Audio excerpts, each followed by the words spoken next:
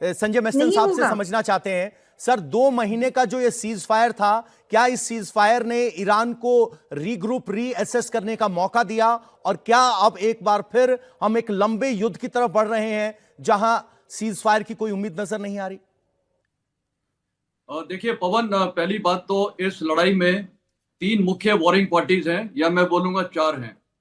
3 तो बिल्कुल डायरेक्ट हैं, जिसमें है ईरान, अमेरिका और इजराइल। ये बिल्कुल डायरेक्टली इन्वॉल्व हैं, और इनडायरेक्टली जिन पे इम्पैक्ट हो रहा है वो लेबनान है, और खासकर गल्फ कंट्रीज पे, जीसीसी कंट्रीज में इम्पैक्ट हो रहा है। नेगोशिएट कौन कर रहा है?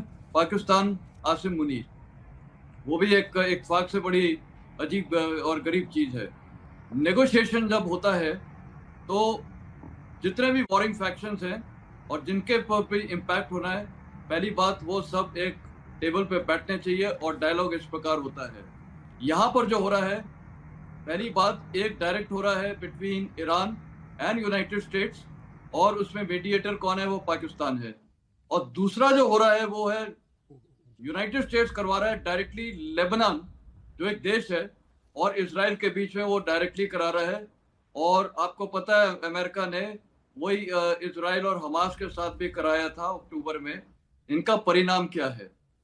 परिणाम ये है कि जब कोई सीज फायर होती है और उसके बाद जो टॉक्स होते हैं, और टॉक्स मतलब डिप्लोमेसी वगैरह नेगोशिएशन होते हैं, उसमें हर साइड के लिए एक ऐसी सिचुएशन होनी चाहिए कि मतलब विन विन सिचुएशन सब साइड के लिए होना चाहिए। फॉर एग्जाम्पल, जो हमास और इजराइल के बीच में डील हुई थी, उसमें अभी तक आधी चीजें क्लेरिफाई नहीं हुई है। उसमें डिसआर्मामेंट होना था, ये हमास का, वो नहीं हुआ। तो कहने का मतलब है डिलाइटफुली वेग ये चीजें चल रही हैं, डिलाइटफुली वेग, जिसका सब्जेक्ट टू इंटरप्रिटेशन है, जिसकी मर्जी उसकी कोई कल्पना करके, इमेजिनेशन करके उसको ले जा सकता है। तो ये जिस प्रकार चल रही है, ये तो बिल्कुल कोई सीज फायर और वो कोई मेरे को डील तो होने की संभावना दिखती भी नहीं है। मान लिए, आप कल्पना किए कि कल पाकिस्तान सक्सेसफुल हो जाता है और ईरान और यूएस के बीच में एक पेज का, वो भी एक पेज का एमओयू, उसमें इतनी चीजें हैं, क्या सारी चीजें सॉर्ट आउट हो जाएंगी? बिल्कुल नहीं होंगी। ये कहने का मतलब है ये चलता रहेगा, और इसका कोई अंत होता हुआ मेरे को दिख नहीं दे रहा, क्योंकि ये डिलाइटफुली वेग है, स्ट्रेटेजिकली वेग चीजें हो रही हैं।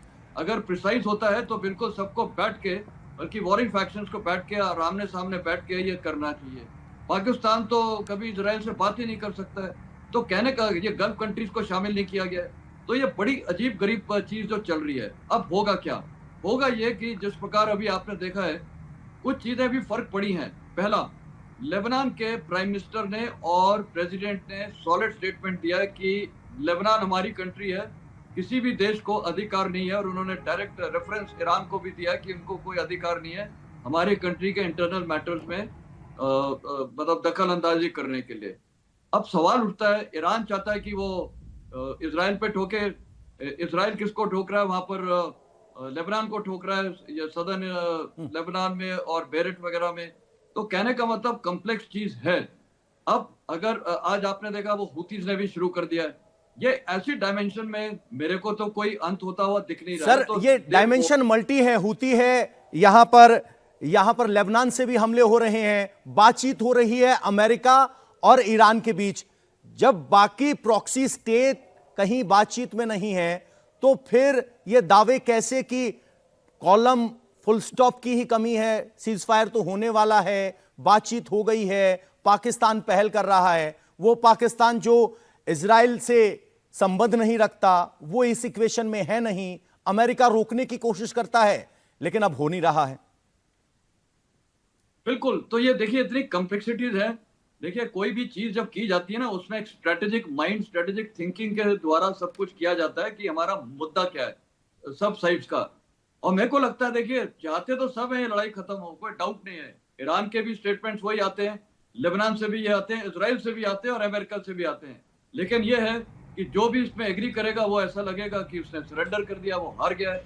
तो कहने का मतलब ये इतनी कॉम्प्लेक्स चीज है, और इसमें देखिए ना तो ये यूनाइटेड नेशंस ये कुछ होता है। पहली बात तो सबसे बड़ा चिन्ह होता है पाकिस्तान, आसिम मुनीर, मतलब उसके ऊपर अमेरिका भरोसा कर रहा है। आज अमेरिका को तो उसका अगर टेस्ट लेना है, उसको एक ही चीज बोलनी चाहिए कि ठीक है तू हमारे को वहां पर बेसिस दे दे, और हम यहाँ से ईरान बिल्कुल। को तो पाकिस्तान, यहां अमेरिका की इजराइल नहीं सुन रहा तो पाकिस्तान तो क्या ही सीज फायर करवाएगा। हमारे साथ प्रोफेसर जमीर अब्बास जाफरी हैं, सीधे इजराइल से जुड़ रहे हैं। सर किस तरह के माफ कीजिएगा, ईरान से जुड़ रहे हैं। सर किस तरह के हमले हुए हैं और ग्राउंड पर क्या समझ है? क्या सचमुच ईरान और अमेरिका के बीच जो बातचीत हो रही है वो कुछ ऐसी है जिससे जमीन पर कोई उम्मीदें थी, या फिर रीग्रुप होने का मौका भर है?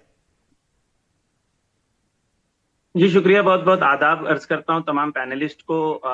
मैस्टन साहब कह रहे थे बहुत कॉम्प्लेक्स है। बहुत कॉम्प्लेक्स नहीं है, बहुत सिंपल है। एक कंट्री है जो इंपीरियलिस्ट कंट्री है, जो हजारों किलोमीटर से दूर आके किसी और कंट्री के ऑयल और गैस पे कब्जा करना चाहती है। और एक कंट्री है जो अमेरिका की प्रॉक्सी कंट्री है, जिसका नाम इजराइल है, जिसने 77% पैलेस्टाइन पे कब्जा कर लिया है।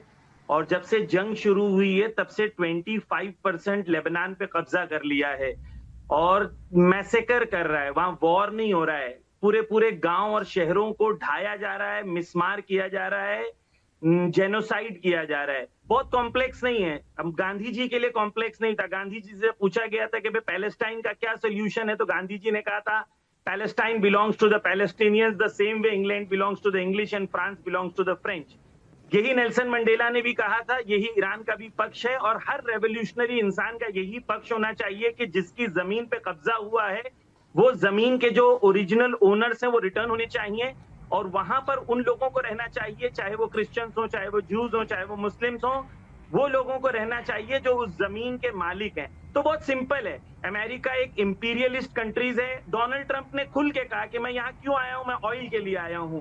ठीक है, ईरान क्या करना चाह रहा है? ईरान कहना चाह रहा है कि भाई हमारी कंट्री है, हमारी सॉवरेनिटी है, हम लोग फैसला करेंगे, किसी और को नहीं हक। प्रोफेसर साहब, ये जो कॉम्प्लेक्सिटीज हैं या सिंप्लिसिटीज हैं वो तो काफी वक्त से चर्चा हो रही हैं। आज 2 महीने के सीज फायर के बाद जब ये जंग दोबारा शुरू हुई है तो ईरान पे जमीन की सोच क्या है?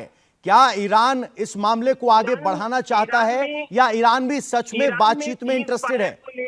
ईरान में मैं आपको बता दूं, ईरान में सीज फायर को लेके काफी अनकंफर्टेबिलिटी है। ना वॉर ना सीज फायर। अमेरिका रोज होर्मुज पे हमला कर देता है, रोज लेबनान पे हमला होता है, रोज वायलेशन ब्रेक होते हैं, रोज जाके वहां पर बच्चों को, औरतों को मार देते हैं। आप देखें, आप इंसान बन के सोचे, सिर्फ इंसान बन के आप सोचें 10 मिनट के अंदर 150 बॉम्ब गिराए गए 10 मिनट के अंदर, और 150 लोकेशन पे 1200 लोगों को मारा गया, जिसमें 800 बच्चे थे और औरतें थी।